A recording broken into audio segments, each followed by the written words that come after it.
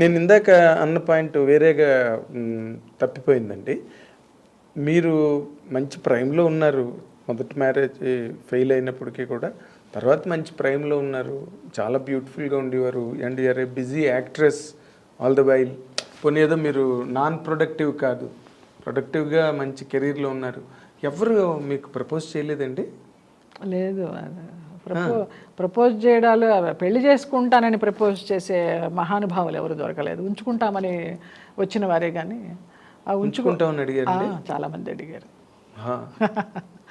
ఉంచుకోవడం నాకు వద్దు నాయన, మీరే ఉంచుకోండి, నన్ను ఇలా వదిలేయండి అని చెప్పాను. Okay okay. సో ప్రతి దాన్ని మీరు ఎంత న్యూట్రల్గా, ఎంత వేదాంతపరంగా తీసుకుని ఈ లైఫ్ని, అంటే మీ జీవితం దగ్గర నుంచి ఎవరైనా ఈ రోజున మీ తోటి నటినట్లు కానీ నూతన తరం కానీ నేర్చుకోవాలంటే ఏం నేర్చుకోవాలండి? నేను ఎవరిని నేర్చుకోమని చెప్పనండి. నేను ఎవరికి రోల్ మోడల్ కాదు. మీరు ఒక రకంగా రోల్ మోడలే, మీరు కాదన్నా కూడా. ఎలా అంటే ఎన్ని షాక్స్ వచ్చినా, ఎన్ని సెట్ బ్యాక్స్ వచ్చినా, ఎన్ని ఇబ్బందులు ఎదురైనా కూడా మీరు స్టడ్ ఫాస్ట్గా, రాక్ స్టడీగా కెరీర్లో నిలబడ్డారు. ఈ రోజున మీరు ఏదో ఒక శక్తి నన్ను నిలబెట్టింది నాగేంద్ర. నాకుగా నేను నిలబడాల. అది నేను చేసుకున్న పుణ్యమా, పూర్వజన్మ సుకృతమా, నా మంచితనమా ఏది తెలియదు నాకు. అందరూ బాగుండాలి, అందులో నేను ఉండాలని అనుకునే మనిషిని. నాకున్నా లేకపోయినా, ఉంటే ₹1 దానం చేస్తాను, లేకపోతే ఒక ముద్ద పెట్టి పంపిస్తాను, భోజనం అన్నా చేసి వెళ్ళండి అని. అది నాకు జన్మతః నా తల్లిదండ్రి నేర్పిన సంస్కారం, అంతే. అదొకటి నాకు నేర్పించారు వాళ్ళు. కానీ ఇప్పటికి కూడా తల్లిదండ్రులను తలుచుకుని, అయ్యో, వాళ్ళకి ప్రతి సంవత్సరం వాళ్ళకి ఆబ్దికాలు పెడతాను. అన్నయ్య వాళ్ళ ఇంట్లో పెడితే నేను వెళ్ళి దగ్గరుండి పెట్టిస్తాను, నేనే ఖర్చు పెడతాను. బంగారాలు మీ అర్థం, అసలు ఆ విషయంలో డౌటే లే నిజంగా. అయితే నన్ను అదేనండి, ఇందాక మీరు అన్నమాటకి నాకే మనసు చిక్కుమనిపించింది. ఇది ఉంచుకుంటామని అడిగారు. అవును అవును. అది అలాంటి రిలేషన్స్లో మీరు ఎక్కడైనా నలిగారండి? నేను నలగలేదండి అస్సలు. చాలా అదృష్టవంతురాలి నేను నలగలేదు. దూరంగా ఉన్నారు. నాకు తల్లిదండ్రులు పెద్ద ఎంకరేజ్ చేయాలి. ఈ పెళ్ళి అయిపోయింది కదా, నీకు తోడు కావాలి కమ్మా, ఇంకో పెళ్లి చేసుకో అని. నాకు ఆలోచన రాలేదు. వాళ్ళు ఎందుకు చెప్తారు, మీకు తోడు ఉంటే మళ్ళీ వాళ్ళు ఎక్కడ దూరం అయిపోతారు? అలాంటి వ్యక్తి తారసపడలేదు, ఇంకా ఆలోచన లేదు మైండ్లో. సో అన్నిటికీ దూరంగా ఒక ఘనీభవించిన పదార్థంలా అలా ఎలా ఉండగలుగుతున్నారండి? ప్రశాంతంగా ఉన్నాను, ప్రశాంతంగా. చాలా గ్రేట్. ఇప్పుడు ఈ టీవీ సీరియల్స్లోకి వచ్చిన తర్వాత మళ్ళీ కొంచెం మీరు కలివిడిగా ఉన్నాను. ఇప్పుడు టీవీ సీరియల్స్ కూడా ఏమి లేవండి, అన్ని మానేసేసాను. ఏం చేయడల్లా. ప్రేమంత మధురం 3 yearsగా చేశాను, ఇప్పుడు అది కూడా మానేశాను. ఇంకా రెగ్యులర్ సీరియల్స్ వచ్చినా ఒప్పుకునే ఇదిలో లేను, చాకరీ చేయలేను. చాలా టెన్షన్ అది. ఏదైనా గెస్ట్గా అన్నపూర్ణ వాళ్ళు పిలుస్తూ ఉంటారు త్రినయనిలో, నాకు చాలా హాయిగా అనిపిస్తుంది. ఆ సెట్ పాజిటివ్గా అనిపిస్తుంది, అక్కడికి వెళ్తాను. వాళ్ళదే మావారి మాస్టర్ ఉంది, అక్కడ పనిచేస్తాను. గెస్ట్ ఇప్పుడైనా రెమ్యూనరేషన్ ఏమైనా పెంచారా, లేకపోతే వాళ్ళు ఏముండదు, నేను చాలా రీజనబుల్గా అడుగుతాను. సినిమా అయితే పర్ డే ఎంత, సీరియల్ అయితే పర్ డే ఎంత, వాళ్ళు సంతోషంగానే ఇస్తారు. అమ్మ అంత నాకు కొంచెం తగ్గించండి అమ్మ అని ఎవరు అడగరు. అంటే తగ్గించేలాగా నేను మాట్లాడను, అంత హైలో అడగను. నాకు ఏది కావాలో అదే అడుగుతాను. ఎందుకంటే ఇవాళ రేపు టీవీ సీరియల్స్లో యాక్ట్ చేసేవాళ్ళు మామూలుగా చిన్న 1-2 సీరియల్స్లో వచ్చిన వాళ్ళే చాలా డిమాండ్ చేస్తున్నారు. నేను చూస్తున్నా నా కళ్ళ ముందర, మా పిల్లలందరూ పనిచేస్తూ ఉంటారు కదా, అసలు ఏం మాట్లాడతారో వాళ్ళు. అసలు ఇంత కూడా మొహమాటం లేకుండా కాస్ట్యూమ్స్ ఇవ్వండి, ఏదన్నా మంచి అకేషను అంటే మాకు కాస్ట్యూమ్స్ ఇవ్వండి, మేము కొనుక్కోం అంటారు. డిమాండ్ చేసి తీసుకుంటారు. అవును, ఇచ్చేవాళ్ళు కూడా ఛానల్ వాళ్ళు కొంతమందికి అలాగే ఇస్తున్నారు. అంటే మరి ఇంకా తప్పనిసరి పరిస్థితులు కదండి, ప్రొడ్యూసరు అవాయిడ్ చేస్తారు. నేను ఎప్పుడు అలాగా డిమాండ్ చేయలేదు. మీరు ఎవరిని డిమాండ్ చేయలేదు, అందుకే అడిగాను ప్రత్యేకంగా. ఇప్పుడైనా అడుగుతున్నారా, లేకపోతే ఇప్పుడు కూడా వాళ్ళు ఏం లేదు, రీజనబుల్ అమౌంట్స్. పోన్లేండి, సంతోషం. ఇదొక్కటి ఇప్పటి వరకు మీరు మాట్లాడిన దానిలో సంతోషం కలిగించే విషయం ఇదొకటి. ఏంటంటే నేను అడుగుతున్నాను, నాకు ఇంత కావాలి అని అడుగుతున్నాను. లేదు, నేను అడిగేది జీవితం మీకు బాగానే నేర్పిందండి. అవునా? మరి లేకపోతే ఇంతవరకు వచ్చి మీరు అడగడం వరకు వచ్చారంటే. కారుల్లో తిరిగిన మా జయలలిత గారు ఇప్పుడు ఆటోల్లో తిరగడం, అసలు నోరెత్తి అడగడం తెలియని జయలలిత గారు నాకు ఇంత కావాలని అడగడం, ఇదంతా మాకు చాలా ఒక విచిత్రంగా. లావిష్ లైఫ్ చూశాను, లో లైఫ్ చూశాను. అంటే మరీ అంత అంటే రోజు గడవని పరిస్థితులు ఏమైనా చూసారు?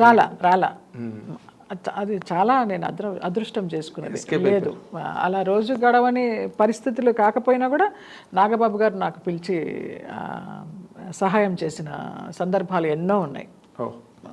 నేను ప్రతి ఇంటర్వ్యూలో చెప్పుకుంటా, ఆయన నాకు దేవుడు అనేసి. జయ ఉందామ్మా లేదమ్మా, ఏదో కేఫ్లో కూర్చుని ఉంటారు, రా ఒక కాఫీ తాగు, కవర్ తీసుకెళ్ళు అంటారు. ఎవరు నాకు అంత హెల్ప్ చేయలే. ఆయన బావ అని పిలుస్తాను. ఈ మధ్యకాలంలో ఆయన పెద్ద టచ్లో లేరు. అదే ఆయన వేరే పొలిటికల్ యాక్టివిటీలో మనము పెద్ద డిస్టర్బ్ చేయకూడదు అంతే. చాలా మీకు ఉన్న ఏదో గంగిగోవు పాలు గరిటెడైన చాలంటారే, అలాగే మీకు ఒక చిరంజీవి గారి ఆదరణ ఉంది, ఒక నాగబాబు గారి ఆదరణ ఉంది. ఉన్న ఆదరణ వాళ్ళ వరకు వెళ్ళే స్థితి ఇంకా రాదు అని కూడా అనుకుంటాను. చాలా అసలు ఇది చాలా గొప్ప హర్షణీయమైన విషయం అండి మా అందరికీ కూడా. ఎందుకంటే మిమ్మల్ని మొదటి నుంచి చూసిన వాళ్ళుగా మాకు కూడా కొంచెం గర్వంగా ఉంది ఈ క్షణం. మీ అందరి ఆశీస్సులు, అందరి అభిమానాలే ఇలాగ ఈ రోజున ఇలాగ నిలబెట్టాయి అంటే, నన్ను ఇలాగ మీ ముందర కూర్చోబెట్టాయంటే ప్రేక్షక దేవుళ్ళు, మీడియా వారు. నేను ఒక జర్నలిజం ఫ్యామిలీ నుంచి వచ్చిన అమ్మాయిని. ఎస్ నేను అందుకే మీ జీవితం రాబోయే రోజుల్లో మీరు ఒక బ్యాడ్ మెమరీగా మిగలలేదు మాకు. సావిత్రి గారు అలాగా ఆవిడ సినిమాలు చూసి ఆవిడ జీవితం అలాగైందని బాధ అనిపిస్తుంది. శారద గారు కూడా ఆవిడ మ్యారీడ్ లైఫ్ కూడా, ఆవిడ ఆర్టిస్ట్గా ప్రొఫెషనల్గా గెలిచారు కానివ్వండి, ఇంట్లో పర్సనల్గా గెలవలేదు. ఆవిడ ఎంత ఫైట్. మలయాళంలో 100 సినిమాలు యాక్ట్ చేసిన మహానటి, మామూలు ఆవిడకి మహానుభావులు. వాళ్ళందరూ దేవతల దేవుళ్ళే నాకు, పాత వాళ్ళందరూ. అదే మీరు దేవతలు దేవుళ్ళు వాళ్ళందరూ మీరు ఒక్కరే అందరికీ దేవతలు దేవుళ్ళ కనిపిస్తారు ఇంటర్వ్యూలు చూసిన తర్వాత. ఎందుకంటే చిన్న చిన్న నిరాశలకి, చిన్నపాటి సెట్ బ్యాక్లకే సూసైడ్లు చేసుకుని చచ్చిపోతున్నారు టీవీ ఆర్టిస్టులు. తల్లిదండ్రులకి ఎంత బాధ నిజం కదా. అసలు చిన్న చిన్న వాటికి అనమాట, ఏదో లవ్ ఫెయిల్ అయిందని వెంటనే మంచి చెప్పబోయినా కూడా వాళ్ళకి అది చెడులాగానే అనిపిస్తుంది. చాలా సెన్సిటివ్ అయిపోయింది జనరేషన్. భయపడుతున్నారు ఇప్పుడు జనరేషన్ ఏమన్నా అంటానికి, తల్లిదండ్రులే పిల్లల్ని ఏమన్నా అంటానికి భయపడుతున్నారు. ఆ దుస్థితి రాకూడదు. కానీ మీలాగా బోల్డ్గా నిలబడడం రావాలి. అది చిన్నదేదో జరిగిందని ఈ మధ్య రోజుల్లో చాలా మంది టీవీ ఆర్టిస్టులు చచ్చిపోవడం మనం చూసామండి. ఏదో లవ్ ఫెయిల్ అని, లేకపోతే ఏదో మిస్అండర్స్టాండింగ్స్ లేకపోతే కెరీర్ నిలబెట్టుకోలేకపోవడం, ఇవన్నీ అంతే. దేవుడు ఎవరికి ఏది రాసి పెట్టి ఉంటే అదే. సో మీకు రాబోయే రోజుల్లో ఇప్పుడున్న రాతని మార్చి ఇంకా చాలా గొప్ప రాత రాసి మా జయలలిత గారు ఇంకా కలకళలాడుతూ కలకాలం మంచి ఇలా కాకుండా ఇలాగే చెయ్యి ఉండేటట్టుగా, అదే నా కోరిక. ఆరోగ్యంగా ఉండాలి, 10 మందికి పెట్టే శక్తి ఉండాలి, మంచి మంచి వేషాలు మళ్ళీ మీరు చెయ్యాలి, రావాలి. ఇష్టమే సినిమాల్లో మంచి మంచి వేషాలు, మంచి అమ్మలు. కానీ మీరు చిన్నది మెయింటైన్ చేయకుండా మీరు మరి అడగందే అమ్మైనా పెట్టదన్న సామెత ఊరికే తెలియదు నాగేంద్ర. ఇప్పుడు తెలియదంటే కుదరదండి. తెలియదంటే ఎట్లా? నేను ఈ ఒక్క విషయంలో మాత్రం మీతో నేను వాదిస్తా. తెలియదంటే ఎలా కుదురుతుందండి? మనం ఉన్నది సినిమా ఇండస్ట్రీలో, ఎవరి పనుల్లో వాళ్ళు బిజీగా ఉంటారు. ప్రతి వాళ్ళకు ఒక పిఆర్. నాకు సీరియల్లో వేసే ఒక కొడుకు విజయ్ అనేసి, వాడు ఒకసారి అమ్మ ఆఫీసులకు తీసుకెళ్తాను, నాకు 4-5 తెలుసు మంచి డైరెక్టర్లని 4-5 ఆఫీసులకు తిప్పాడు నన్ను. వాళ్ళంతా ఆశ్చర్యంగా చూసారు, కానీ ఈవిడ ఆఫీస్కి వచ్చింది ఏంటని ఒకళ్ళు కూడా ఛాన్స్ ఇవ్వలా. మీరు ఆఫీసులకు వెళ్ళినా కూడా ఆఫీసులకి వెళ్ళక్కర్లేదండి. మీకన్నా ఒక మేనేజర్ కనిపిస్తే ఏమన్నా వాళ్ళకి ఐడియా ఉంటుందేమో.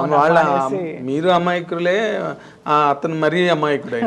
ఇప్పుడు మీరు నార్మల్ గా ఒక మేనేజర్ని మీకు ఇండస్ట్రీలో తెలియని వాళ్ళు ఎవరున్నారు? ఈ రోజు వరకు నాకు మేనేజర్ అంటే ఏంటో తెలియదు. అది ఇప్పుడు నేర్చుకోవాలి కొన్ని. మీరు బిఏ రోమన్ వైలియర్ రోమ్ అని కొన్ని తెలుసుకోండి. కూడా తెలియదు నాకు. మరి రోమ్ ఇప్పుడు మనం హైదరాబాద్ లో ఉన్నాం, హైదరాబాద్ తగ్గట్టుగా ఉండాలి. అనకాపల్లిలో ఉన్నప్పుడు అనకాపల్లిలో 2003లో వచ్చాను. ఇవాళ ఏంటి ఇది 2023 సంవత్సరాలు అయింది వచ్చి, ఏమీ నేర్చుకోలేదు. చాలా మీరు కూడా బంగారమే, మామూలు బంగారం కాదు.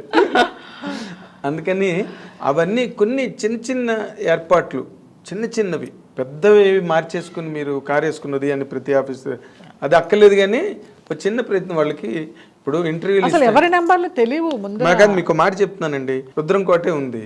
మీరు దాని గురించి ప్రమోషన్లకు ఇంటర్వ్యూలకు వెళ్తున్నారా లేదా? ఇంటర్వ్యూలకు వెళ్తున్నాను. ఎక్కడ ఆఫీస్ లేదు, దిగని ఆఫీస్ లేదు. అది ఎందుకు వెళ్తున్నారు? అందరికీ తెలియాలి. ఇది సినిమా రిలీజ్ ముందు సక్సెస్ మీట్, ప్రీ రిలీజ్ ఈవెంట్లను పెడతారు. ఎందుకు ఇలాంటి సినిమా ఒకటి వస్తున్నది అని పబ్లిక్కి తెలియాలి. దీనిలో ఎన్ని బాధలు ఉన్నాయని నాకు ఇప్పుడే తెలిసింది నాయన. ఒక కాలంలో చెన్నైలో ఉన్నప్పుడు డిస్ట్రిబ్యూషన్ చేశాను ఆ పెళ్లి సినిమా, తమిళ్లో అవల్ వరవాళ్ళ, అలాగా అది కూడా లాస్ అయినాను. కానీ ఇది కోటరంకృష్ణ గారు చేసిన పెళ్ళి. పెళ్ళి నేను తమిళ్లో అవల్ వరవాళ్ళని అది డిస్ట్రిబ్యూషన్ చేశాను. ఆ మూవీలో నేను యాక్ట్ చేశాను, పెళ్లిలో చేశాను, తమిళ్లో చేశాను. ఓకే. తర్వాత ఈ సినిమా చేయడం ఒక ఎత్తు అయితే దీన్ని బయటకు తీసుకురావడానికి ఇంత ప్రొసీజర్ ఉందా అనేసి ఇది చాలా ఇది ఏంటి, ఒక తల్లి గర్భంతో ఉన్నప్పుడు ఆ 9 నెలలు మోసి ఆ బిడ్డ ఈజీ డెలివరీ అయినాక ఎలా ఉంటుందో అంత బాధ ఉంది, అంత కష్టం ఉంది. కాకపోతే ఇది కామన్ మినిమం ప్రోగ్రామ్ అండి, అంటే కామన్ మినిమం అన్నమాట. అసలు నాకేదో గాబరాగా గజిబిజిగా ఉంది, ఇంటర్వ్యూలకి వెళ్ళడము మాట్లాడడము అంతా మళ్ళీ కొత్తగా ఉంది, అలవాట్లేదు కదా పోయింది. కాకపోతే మీరు ఉన్నారని, ఎందుకంటే కొంతమంది ప్రెస్ మీట్లు పెట్టి ఇంటర్వ్యూలు ఇస్తుంటారు, ఎందుకు మేము మంచి వేషాలు ఇస్తే చేస్తాం, అలా చేద్దాం అనుకుంటున్నాం, మా డైరెక్టర్ మమ్మల్ని ప్రోత్సహించాడు అని ఇలాగేవో చెప్తుంటారండి. ఎందుకంటే అది 10 మంది దృష్టిలో పడాలని, దట్ ఈస్ నెసెసిటీ, కరెక్ట్, తెలుసు, అవసరం.